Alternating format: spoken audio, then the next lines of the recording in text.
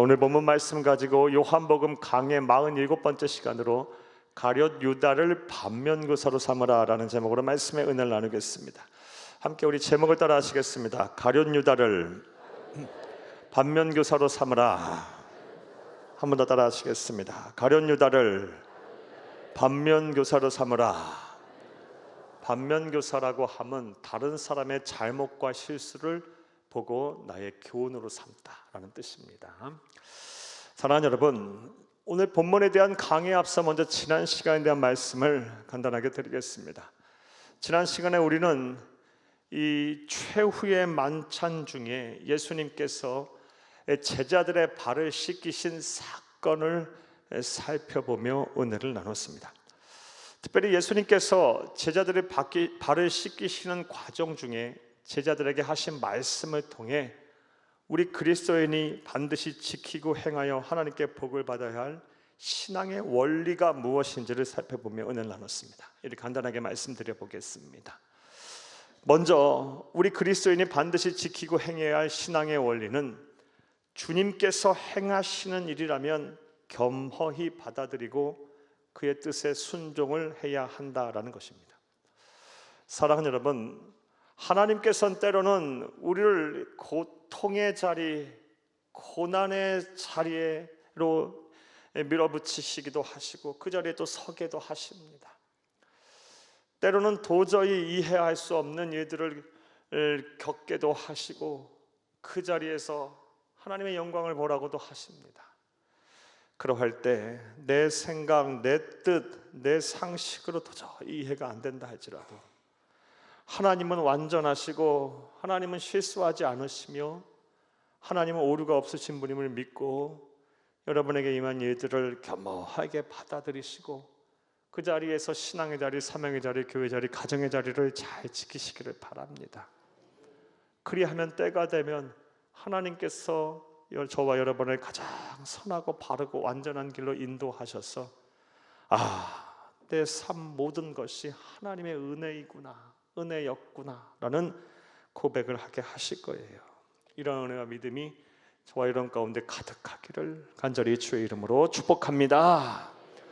또 우리가 지키고 행해야 할 또 다른 신앙의 원리는 구원을 위한 참회는 한 번이면 충분하지만 성화를 위한 회개는 매일매일 해야 한다라는 말씀을 들었습니다. 사랑하는 여러분, 우리 주 예수님께서는 제자들의 발을 씻기시면서 다음 같은 말씀을 하셨습니다. 목욕을 한 자는 이미 깨끗해졌으니 발밖에 씻을 것이 없다라는 말씀을 비유적으로 하셨습니다. 여기서 목욕은 이 구원을 위한 참회를 말하고 발을 씻는 것은 성화를 위한 회개를 말합니다. 사랑하는 여러분, 여러분 가운데 아직도 이 구원에 의한 속죄 참회를 하지 않으신 분들은 나중이 아니라 지금 하시기를 바라요.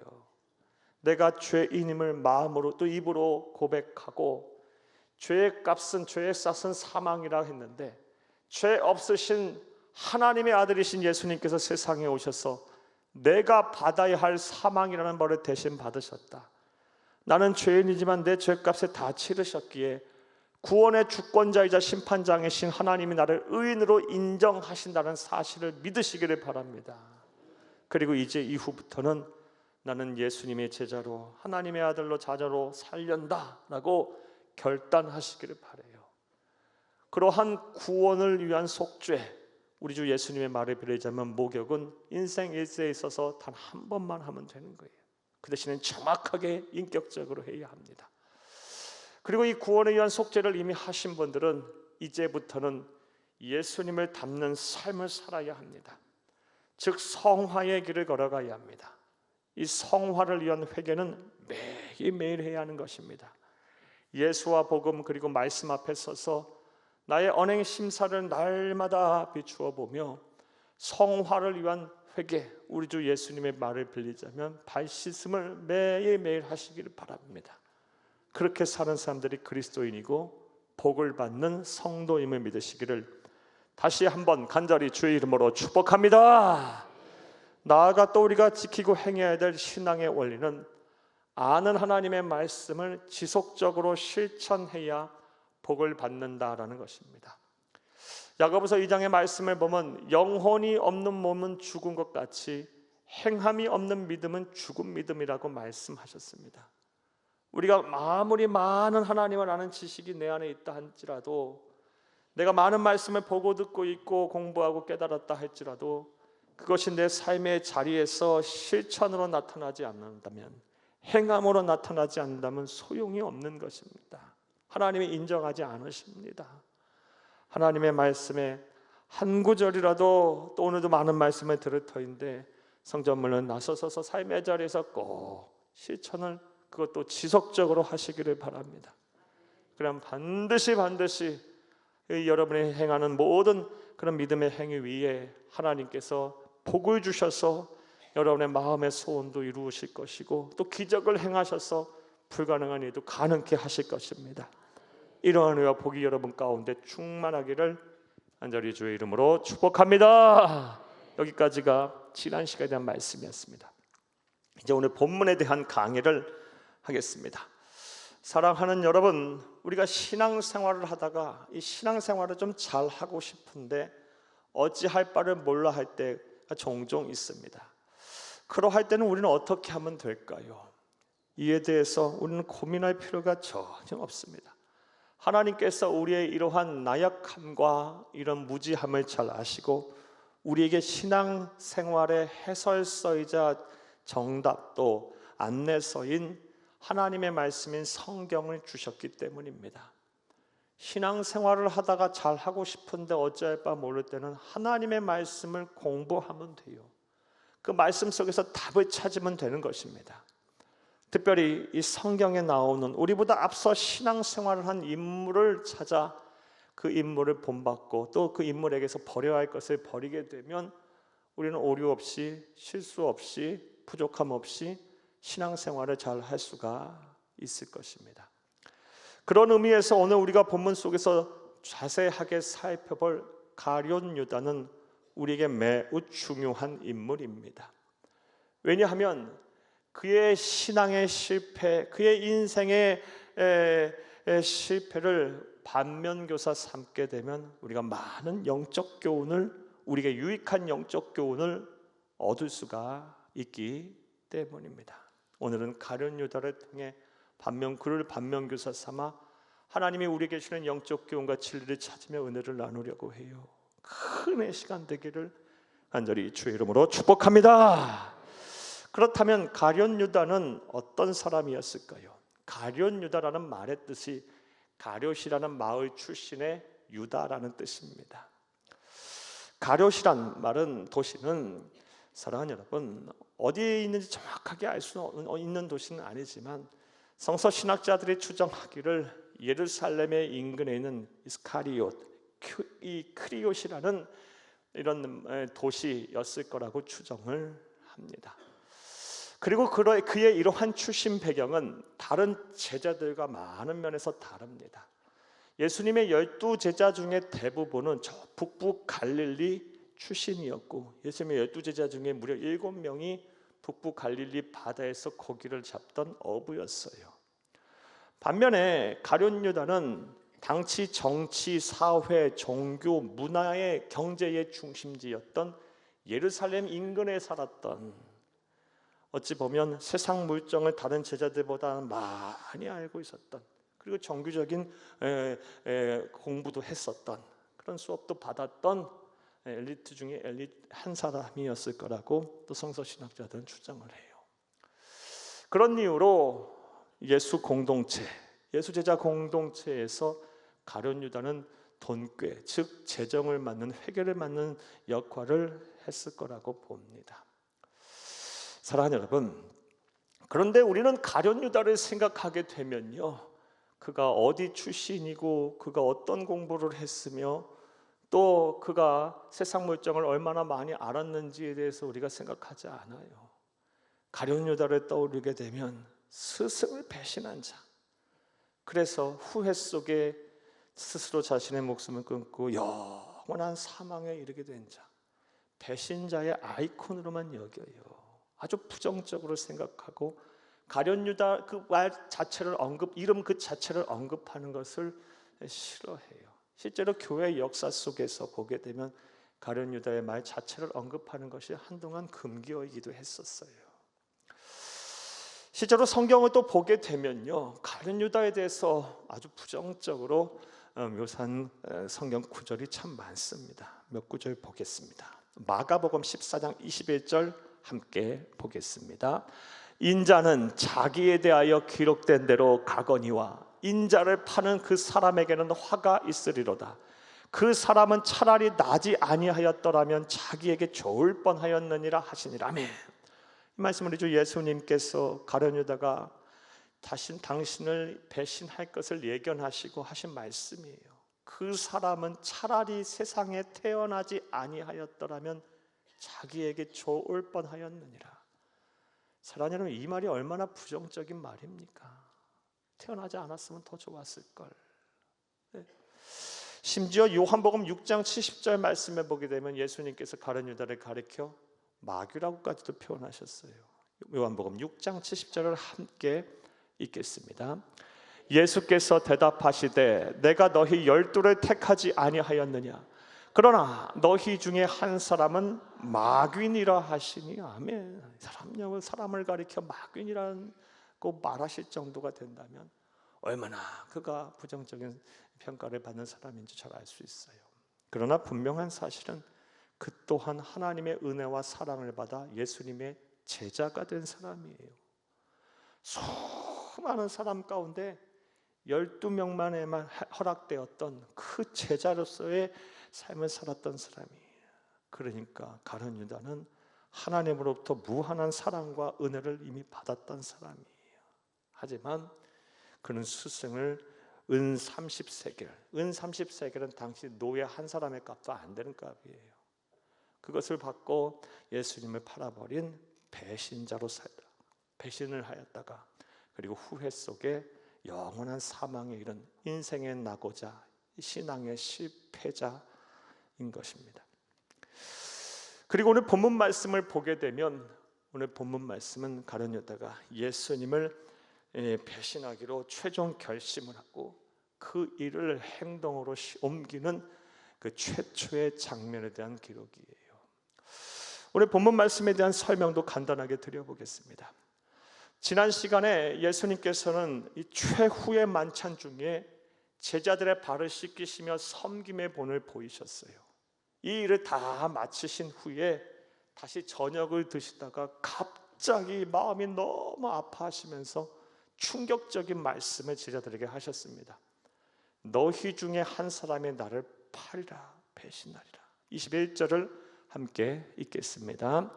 예수께서 이 말씀을 하시고 심령이 괴로워 증언하여 이르시되 내가 진실로 진실로 너희에게 이르노니 너희 중 하나가 나를 팔리라 하시니. 아멘. 이 말씀을 하시고 내가 스승으로서 너희를 섬겼으니 너희도 서로 뭐 해라? 섬기며 살아라. 그래 내 제자인 줄 알 것이다. 사람들이 이 말씀을 하시고 나서 저녁을 잡수는 중에 다시 심령이 너무 괴로워서 이르시되 너희 중에 한 사람이 나를 팔 것이라.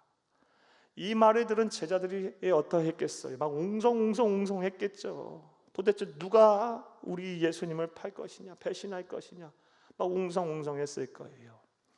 그러자 베드로가 이 사도 요한을 가리켜 머리짓을 이렇게 하면서 사도 요한으로 하여금 예수님에게 좀 물어보라고 말합니다. 그때 사도 요한은 예수님의 이렇게 품에 안겨 기대어 있었던 모양이에요. 사도 요한이 예수님에게 묻자 예수님께서 다음 같은 행동을 하셨어요. 떡 한 조각을 떼서 포도주에 적셔 주는 자가 바로 그니라 하며 가룟 유다에게 주셨고 그 떡을 가룟 유다가 받는 순간 사탄이 그 속에 들어갔으며 예수님께서는 그것을 아시고 네가 생각한 일을 행하라라고 말씀하셨어요. 오늘 보면 26절에서 27절을 함께 보겠습니다. 예수께서 대답하시되 내가 떡 한 조각을 적셔다 주는 자가 그니라 하시고 곧 한 조각을 적셔서 가룟 시몬의 아들 유다에게 주시니 조각을 받은 후 곧 사탄이 그 속에 들어간지라. 이에 예수께서 유다에게 이르시되 네가 하는 일을 속히 하라 하시니. 아멘. 말씀을 듣고 밖으로 나갔고 밤이었더라. 영적 깊은 밤속으로 그런 배신의 길에 들어간 거예요.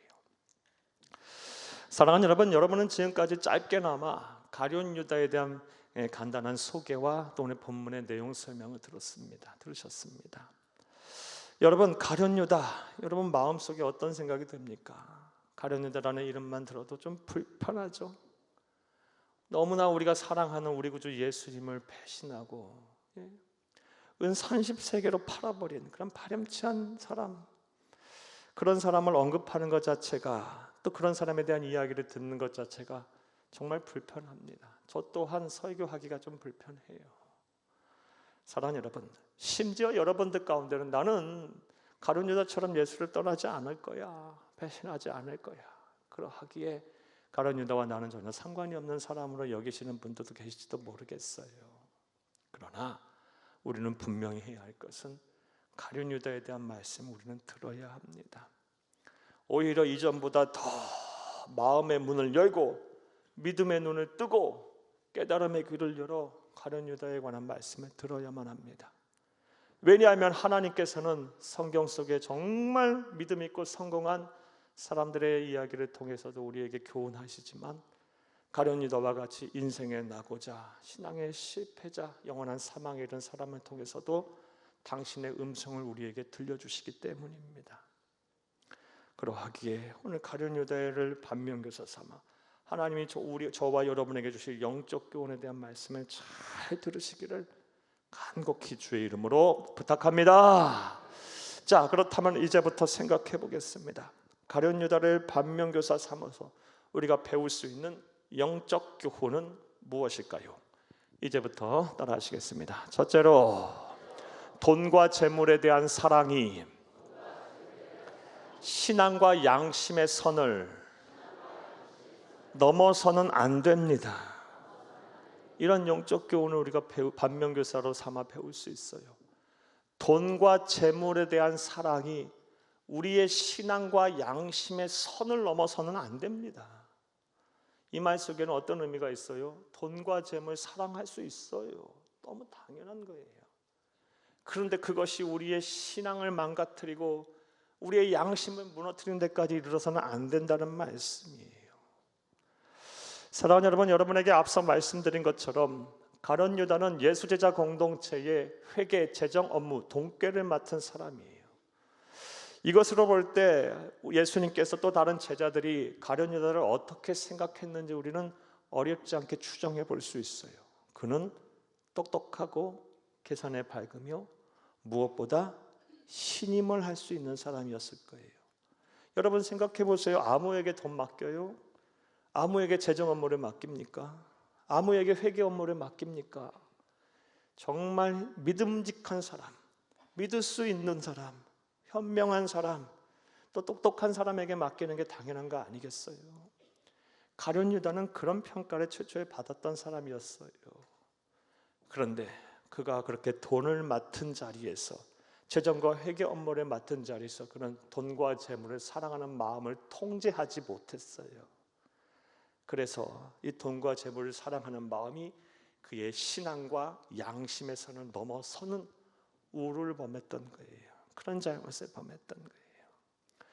이에 대해서 성경은 이미 요한복음 12장에서 그의 이러한 우를 고발하고 있어요. 요한복음 12장 5절에서 6절을 함께 보겠습니다. 이 향유를 어찌하여 300데나리온에 팔아 가난한 자들에게 주지 아니하였느냐 하니 이렇게 말하면 가난한 자들을 생각함이 아니요 그는 도둑이라 돈꾀를 맞고 거기 넣은 것을 훔쳐 가미러라. 아멘. 너무나도 잘 아는, 우리 이미 살펴본 말씀입니다. 예수님께서 베다니 나사로의 집에 거하셨을 때 나사로의 막내 누이인 마리아가 값비싼 향유옥합을 깨서 예수님의 발에 붓고 자신의 머리털을 씻는 참 귀한 헌신의 모습을 보였어요. 그때 가룟 유다가 이외에 값비싼 향유옥합을 깨서 낭비하느냐, 그것을 팔아 가난한 사람을 도와줬으면 더 좋았을 것을, 이런 이빠른 소리 했는데 그의 속내는 새카맸죠. 사실 그는 도둑이라 돈꾀를 맞고 거기가 넣은 것을 훔쳐가기 위해서 그랬다라고 성경은 고발하고 있어요. 이와 같이 가룟 유다는 돈과 재물을 사랑하는 마음이 지나쳐 버렸어요. 그래서 그의 신앙과 양심의 선을 넘어서 버리는 그런 잘못을 저지른 사람이에요. 우리는 이것을 반면교사 삼아야 합니다. 다시 말씀드리지만 물론 돈과 재물 사랑할 수 있어요. 돈과 재물 없이 우리가 세상 어떻게 삽니까?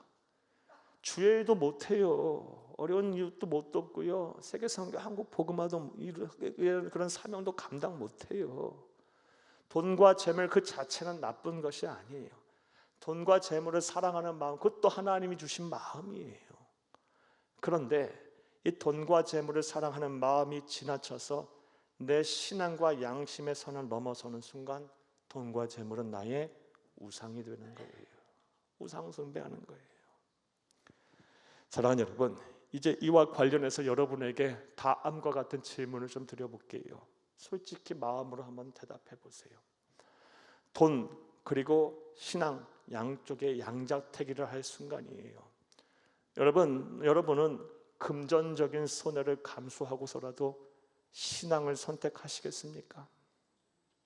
솔직하게 여러분 마음으로 대답하세요. 하나님이 듣고 계세요. 또 돈과 양심, 양자택일을 해야 할 순간이에요. 여러분 재정적인 위기를 겪으면서도 여러분의 양심을 지키시겠습니까? 양심을 따르겠습니까? 여러분 솔직하게 대답하세요. 사랑하는 여러분, 부디 말씀을 들으시는 모든 분들이 힘들고 어렵더라도 돈과 재물을 사랑하는 마음이 지나쳐서 저와 여러분의 신앙과 양심의 선까지도 넘어서지 않기를, 그것까지 망가뜨리지 않기를 간절히 주의 이름으로 부탁드립니다. 이것이 바로 가룟 유다를 통해서 우리가 배워야 할 반면교사입니다. 또 두 번째로 가룟 유다를 통해서 우리가 배울 수 있는 반면교사 영적 교훈은 무엇일까요? 따라하시겠습니다. 둘째로 자신의 신념이 하나님의 뜻보다 앞서서는 안 됩니다. 내 신념이 하나님의 뜻보다 앞서서는 안 된다라는 이런 영적 교훈을 우리는 가룟 유다를 통해 배울 수 있습니다. 우리는 가룟 유다를 가리켜 돈과 재물만을 사랑한, 그래서 예수님을 배신한 파렴치한 인간으로만 생각하는 경향이 있어요. 그런데 성경과 이 성경의 배경의 역사를 조금만 검토해 보면 그렇게 단순한 사람이 아니었음을 알 수 있어요. 그는요 자기 신념이 매우 강한 사람이었고 무엇보다 정치적인 야망, 욕심이 가득했던 사람입니다. 앞서 이 가룟 유다의 고향 출신이 이스카리옷, 예루살렘 근교인 크리옷이라고 말씀드렸어요. 그런데 1세기 유대 역사가 요세푸스가 남긴 기록을 보게 되면 이 지역에 누가 많이 살았냐, 이 지역이 어떤 지역이었냐, 당시 로마 지배에서 벗어나기 위해 수많은 엘리트들이 무장혁명, 무장봉기를 일으킨 곳이에요. 그들은 철저하게 유대 율법 원리주의자였고 민족주의자이기도 했어요. 성경은 그들을 가리켜 열심당, 젤롯당원이라고 해요. 그리고 성서신학자들은 가룟 유다가 열심당, 젤롯당원 출신이었다고 주장을 합니다. 합리적인 해석이에요.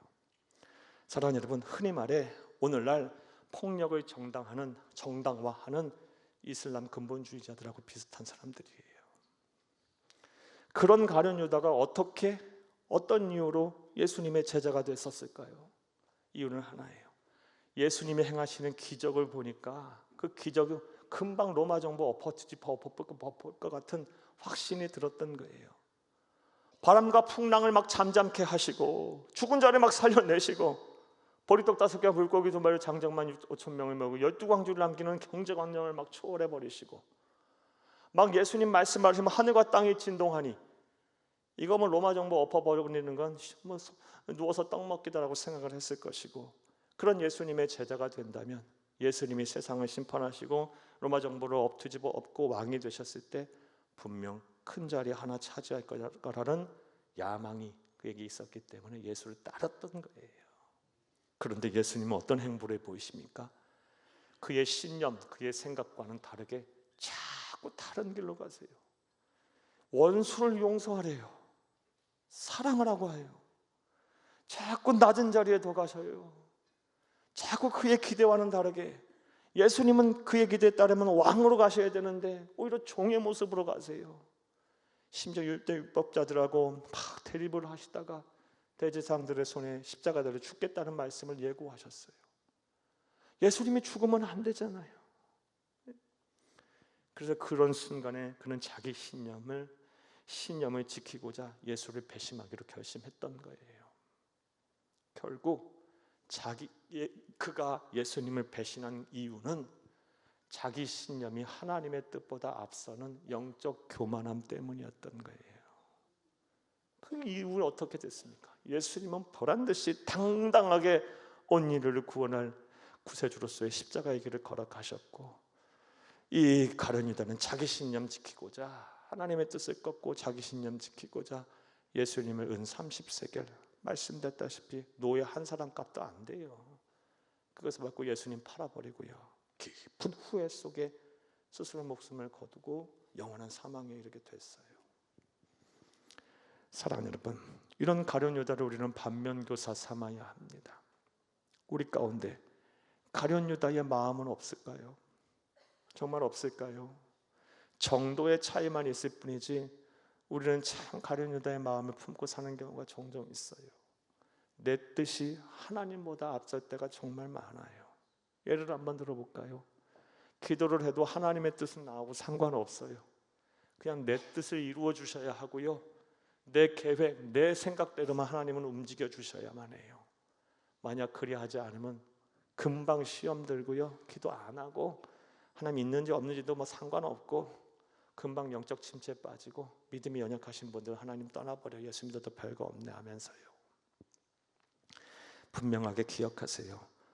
우리가 믿는 기독교 신앙은 내 뜻, 내 생각, 내 계획을 관철시키고자 하나님을 이용하는 종교가 아닙니다. 기독교 신앙의 본질, 핵심은요, 하나님의 뜻에 내 뜻을 맞추는 거예요. 순종이라고요. 그게 하나님이 찾으시는 신앙의 핵심이에요. 사랑하는 여러분, 이제 가룟 유다의 전철을 밟아 자신의 신념이 하나님의 뜻보다 앞서는 삶이 아닌 그 반대로 우리 주 예수님의 삶을 따라가시기를 저와 여러분 간절히 주의 이름으로 부탁합니다.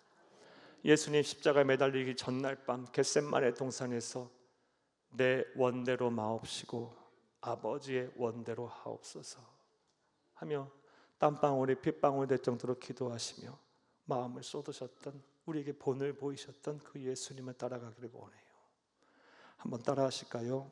내 원대로 마옵시고 아버지의 원대로 하옵소서. 이게 저와 여러분의 삶의 모습이자 우리의 신앙 고백이고 우리의 기도가 되어야 합니다. 다시 한번 따라하세요. 내 원대로 마옵시고 아버지의 원대로 하옵소서. 저와 여러분이 자신의 신념이 아닌 하나님의 뜻을 더 앞세우며 하나님의 뜻에 따라가는 진정한 그리스도인 참된 성도가 다 되어야 할 줄로 믿습니다. 또 가룟 유다를 통해 우리가 배울 수 있는, 반면교사를 통해서 배울 수 있는 영적 교훈은 무엇일까요? 따라하시겠습니다. 셋째로, 회개할 기회가 주어졌을 때 후회가 아닌 참회를 해야 합니다. 이런 영적 교훈을 배울 수 있어요. 많은 사람들이 가룟 유다를 향하여 다음 같은 착각을 합니다. 그런 태어날 때부터 예수님을 배신할 운명을 짊어지고 태어난 그런 예정된 자다. 사랑하는 여러분, 우리 그리스도인은 절대로 이런 운명론, 숙명론에 빠지면 안 돼요. 단 한 사람도 그런 운명을 짊어지고 태어난 사람은 없습니다. 그런 팔자 갖고 태어난 사람은 없어요. 우리 그리스도인들은 운명론, 숙명론, 예정론 이런 데 빠지면 안 돼요. 팔자에 빠지면 안 돼요. 그가 예수님을 배신하고 영원한 사망에 이른 것은 그의 자유의지에 의한 그의 잘못된 선택에 의한 결과였어요. 하나님이신 예수님은 수도 없이 그에게 회개할 기회를 주셨는데 그가 자신의 의지를 가지고 회개할 기회 걷어차버리고 마지막에도 또 회개할 기회 주셨는데 회개 안 하고 후회 속에 영원한 사망에 이르게 된 거였어요. 오늘 본문 봐도 알 수 있어요. 본문에 한 말씀 보겠습니다. 본문 26절을 다시 한번 읽겠습니다. 예수께서 대답하시되 내가 떡 한 조각을 적셔다 주는 자가 그니라 하시고 곧 한 조각을 적셔서 가룟 시몬의 아들 유다에게 주시냐며. 저는 본문을 보면서 묵상하면서 사랑하는 여러분, 예수님께서 어떤 마음 속에서 이 떡 한 조각을 떼서 이 포도주에 적셔 가룟 유다에게 주셨을까? 예수님 이미 다 알고 계셨거든요. 그런데 또 이전의 사건, 바로 지난 본문을 보게 되면 가룟 유다가 배신할 거 알면서도 그의 발을 다 씻기셨어요. 예? 이 씻기다는 증거가 뭐예요? 사랑하셨다는 거예요. 여전히 사랑하시는 거예요. 변함없이 예수님은요. 그러면서도 가룟 유다에게 떡을 떼주시면서 어떤 심정으로 그런 마음을 향하셨을까? 유다야, 내가 너를 사랑하는 건 변함이 없단다. 네가 행하자 하고 있는 일은 네가 생각해도 아니지 않니? 네가 그 길을 걸어가지 않았으면 좋겠다 라고 유다의 마음을 막 흔든 거예요. 그런데 그가 거부했던 거예요. 회개할 기회를 주셨는데 회개 안 한 거예요. 그리고 이후 그는 자신이 잘못된 일을 했음을 알았어요. 그리고 은 30세에게 써보지도 못하고 성전에 집어던지고 스스로 목매달아 어떻게 됐어요? 떨어져 창자가 터져 죽었어요. 후회에 그쳤던 거예요. 반면에 베드로를 보세요. 같은 날 배신을 했어요. 예수님께서 이 또한 예고하셨어요. 네가 모든 사람이 다 나를 떠날 거라고 말했어요. 그때 호언장담하며 무슨 말씀입니까? 다른 사람 다 떠나도 나는 예수님 안 버릴 거라고 했어요. 예수님께서 베드로에게 말씀하시기를 네가 다구기 전에 나를 3번 저주하고 부인하리라. 이 말씀하셨거든요. 근데 정말 그랬잖아요. 여종이 와가지고 어린애가 와서 이 사람도 예수의 제자다 할 때 무슨 소리는 알지도 못한다며 막 예수 저주하며 그랬잖아요. 그리고 나서 나중에 새벽닭이 올 때 베드로는 철저하게 깨달았어요. 내가 죄인이구나. 참회했어요. 참회. 사랑하는 여러분, 회개할 기회를 주셨을 때 회개하면 되는 거예요. 우리 세상을 살다 보면 왜 우리가 실수를 안 합니까? 저나 여러분이나 완전하지 않은데요. 하나님 말씀대로 못 살 때가 정말 많아요. 그리고 이런 나의 모습을 보면 하나님 정말 기뻐하실까? 복을 주실까? 한심할 때가 많아요. 저도 그렇고 여러분도 그렇고 다 똑같을 거예요. 그러면서 나는 잘 살아야 된다고, 나는 괜찮아야 한다고, 내 영혼은 건강하다고, 문제 없다고, 내 신앙에는 문제가 없다고 막 그러고 있잖아요. 하나님 보시기에 얼마나 같지 않을까라는 생각도 해봐요. 저나 여러분이나. 그럴 때 하나님께서는요, 내 안에 계시는 성령님을 통해서 우리 안에 계신 성령님 통해서 책망하시면서 회개하게 하세요. 그럴 때 주저하지 말고 후회하지 말고 회개하세요. 참회하세요. 그럼 하나님 여러분에게 다시 복을 주시고 다시 쓰실 거예요. 베드로처럼 그렇게 하실 거예요. 자, 그렇다면 후회는 뭐고 참회는 뭐냐? 회개의 차이는 뭐냐? 궁금하실 분이 있어서 잠깐이나마 소개해 드릴게요. 우리 기독교, 우리 교리 안에서 후회와 회개를 구분해 드리면 다음과 같아요. 둘 다 똑같이 죄책감을 느껴요. 하나님의 백성이 성령이 그 안에 계신데 왜 죄책감을 안 느끼겠어요? 다 죄책감을 느껴요. 그런데 후회는 거기서 끝나는 거야. 죄책감을 느끼고 체념해. 그리고 말아. 다 그렇게 사는 걸 어떡해. 이게 후회예요. 이건 회개가 아니에요. 이게 회개가 아니라고요. 대부분이 후회하고 회개했다고 생각해요. 진정한 회개는요, 죄책감을 느껴요. 내가 죄인이구나. 그리고 누구를 찾아요? 예수를 찾죠. 내 죄를 깨끗게 하실, 용서하실 분은 예수밖에 없으니까. 그 예수에게 매달려요. 내 죄를 용서해 달라고.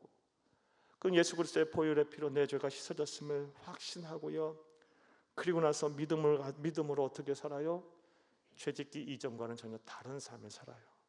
변화된 삶을 살려고 노력을 해요. 자기주의에 대한 책임도 감당하고요. 성품도 변화하고요. 그리고 이전과는 다른 말과 행동을 보여요. 이게 회개예요. 그럴 때 하나님이 복을 주시고 다시 쓰시는 거예요. 회개할 기회를 앞으로도 계속 주실 거예요. 저나 여러분이나 그럴 거예요. 그럴 때 후회하지 말고, 가룟 유다처럼 후회하지 말고 베드로처럼 회개해서 다시 하나님부터 쓰임 받고 복을 받는 성도님들 다 되시기를 간절히 주의 이름으로 축복합니다. 말씀 맺겠습니다. 오늘은 가룟 유다를 통해 그의 삶을 반면교사 삼아 우리가 배울 수 있는 영적 교훈을 찾아봤어요. 정말 잘 들으셔야 합니다. 그리고 잘 기억하셔야 합니다.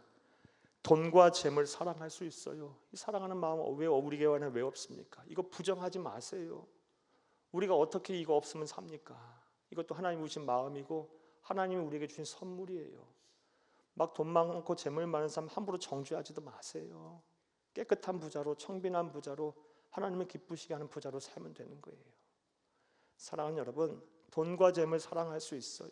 하지만 그것이 신앙과 양심의 선을 넘어서는 순간 우상 숭배가 되는 것임을 믿으시기를 바라요. 신앙과 양심을 무너뜨리지 마세요. 그건 그러면 예수 그리스도를 십자가에 2번 못 박은 가룟 유다의 전철을 밟는 거예요. 또한 자신의 신념이 하나님의 뜻보다 앞서지 않기를 바라요. 내 원대로 마옵시고 아버지의 원대로 하옵소서라는 예수님을 따라가세요. 이 예수님의 기도가 여러분의 귀에 생생하게 울리기를 바랍니다. 나아가 회개할 기회가 주어졌을 때 후회하지 마시고 회개하세요. 70번에 7번도 용서하시는 사랑의 구주께서 저와 여러분 다 받아주실 거예요. 다시 품어주시고 다시 회복시키실 것이며 기회를 주실 것입니다. 부디 오늘 말씀을 들으시는 모든 분들이 가룟 유다를 반면교사 삼아 여러분의 믿음이 더 성장하여 하나님을 기쁘시고 삶에 칭찬받는 성도님들이 다 되시기를 간절히 주의 이름으로 축복합니다. 축복합니다. 축복합니다.